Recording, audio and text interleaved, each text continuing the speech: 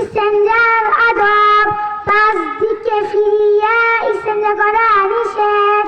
কেবলার দিকে মুখ করিয়া, কেবলার দিকে পিঠ করিয়া, চন্দ্র ও সূর্যের দিকে মুখ করিয়া, প্রবল বাতাসের দিকে মুখ করিয়া, একেবারে উলঙ্গ হইয়া 10 জায়গায় ইসেঞ্জা করা নিষেধ।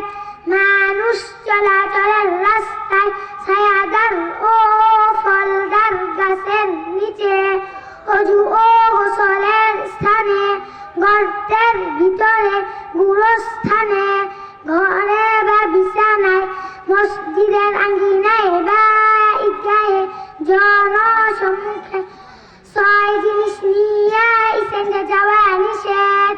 আল্লাহ তাআলার নাম, নবীগণের নাম, ফেরেশতাগণের নাম, কুরআনের আয়াত, হাদিসের